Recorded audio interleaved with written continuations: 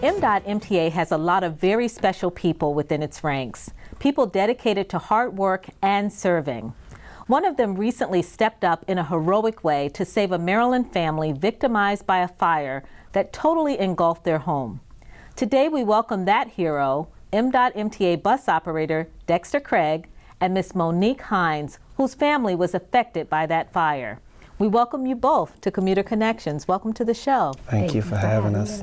Dexter, I'll start with you. How long have you actually been an MDOT MTA bus operator? I've been an MDOT MTA bus operator now for a little over a year and a half. So you're fairly new to the family, Yes, okay. Yes. And how did you happen to end up at the scene of this house fire? Well, this all occurred in the Glendale, Bowie, Maryland area. I was on my way home from work that morning, and I had decided to stop and get something to eat from a local food chain. I left the parking lot, and after that I was able to see the smoke from the road. I thought in the beginning that maybe it was something industrial, somebody was burning something from an industrial building or something. So I just followed the smoke, and that led me to Miss Hines's home. Wow. Where I pulled up and the car in the home was on fire, one of the vehicles. What was in your thoughts when you arrived at the house? Oh Lord Jesus, it's a fire. I knew I needed a call for assistance, so I called 911. Yeah, I was going to ask you, what did you see, what did you do when you got there? When I arrived at the home, one of the vehicles were on fire, and two of the garage doors were on ablaze, and the room over top of the garage was engulfed in flames as well. Wow, that's scary. I mean, were you nervous? Were you fearful? The fear came from when I had made the 911 call. It seemed like forever. I was telling them, explaining to them what was happening. Not so much that the home was on fire, but the assistance and how long it would take for someone to get there. So how did you manage to, kind of get into the house, get all 9 family members out of the house? It was 3 family members that I had pulled from the home. Okay. Yes. So you actually went in while the house was engulfed in flames? I pulled them from the... Wow. Wow, that takes a lot of courage. Yes. And how long did it take from your arrival to when you approached the home to even get everyone out? That I'm not sure of, because everything seemed like it was going so quick, like just happening so quick. Right, because it was just a lot It of was activity. just a lot going on that morning. It was a lot going on. And neighbors were out and about? Prior to meeting up with Miss Hines and the rest of her family, I was able to blow my horn. Oh, okay. To alarm some of the neighbors. Monique, I assume that you and your family were asleep when the fire occurred, because you said it was early morning? Yes. Okay, around what time? 2:40 was when I made the call to the police. Oh, okay. And were you all asleep inside the home? I had just gotten home from out of town, and I had been home for about an hour. I was nursing my daughter when I heard 2 loud booms. It was like boom, boom. And then I heard a crackling sound, and I felt the house move, and I knew that wasn't normal. So I looked outside of my window, and I looked to the right, and I saw red. I looked to the left, and I saw my mom's vehicle halfway on fire. And I said to myself that if we don't get out of here, we're going to die.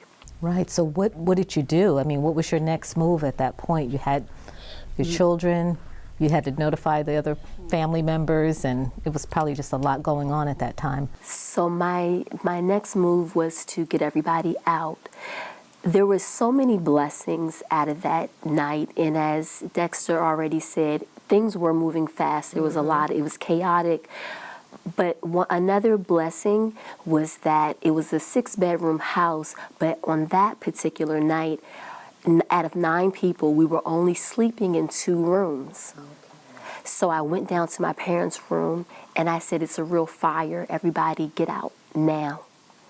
And then I went back to my room, and I got my children up, and I started to go down to the basement, but then I heard a voice inside of me say, no. So then I went back up the stairs. I was moving with my children. My daughter got afraid, the 3-year-old, and ran back towards the house. I thought my mom and my son was with me. They were not. So as I come up the side of the house, this gentleman is running towards me, and I just say, "Who are you?" And he goes, "Is everybody out of the house?" And I said, "No, my mom and my 2 children." And as soon as I said that, he flew down, and he went back and he got them. And when he brought them up, even though everything was moving so fast, it was like he flew down the hill, but he came back up so gracefully with them, so calmly with them. Wow.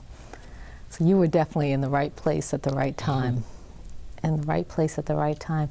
How are you and your family doing now since the fire? Even though we're all here and no one lost their life on that night, this is like losing someone. This is like a death for our family. So we're taking it one day at a time. I mean, your story is compelling. I mean, it's really, and your book, Moving Forward, Walking in Faith, Not Fear. Tell me, when did you actually write this book? Because it was prior to the fires, but after you had been sick once before. That is correct. So I wrote this book. I started in 2015, and it was released in 2017. And my journey is about overcoming your fears. Even after the fire was put out, it was still smoking. And I went back to the scene because I wanted to walk through that fear. And Dexter was there the whole time. So when you arrived, you never left. You stayed with them the whole time. Yes. That's wonderful. On behalf of Commuter Connections and the Maryland MDOT MTA, Maryland Transit Administration, we do want to give you a little citation because we're so proud of everything that you've done, and you truly were a hero. You stepped in and stepped up when it was needed. So this we'd like to present to you. Thank you. Monique, what would you say to Dexter today? I would like to say thank you.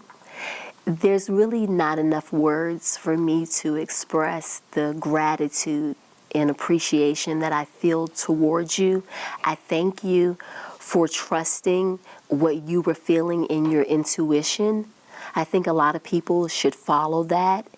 I see you as a hero, and I just thank you and just continue to be you. Quite welcome. Thank you. Can I hug her? Oh. Monique, we just want to thank you for coming on the show. We wish you and your family all the best. Dexter, Yes. You truly are an MDOT MTA hero. We thank you for following your instincts and stepping up and jumping in and saving lives. You know, on behalf of MDOT MTA, I think you did a job well done. So we want to commend you for that. Thank you. So again, thank you both for coming on the show and sharing your experience. Thank you for having us. Thank you. Thank you.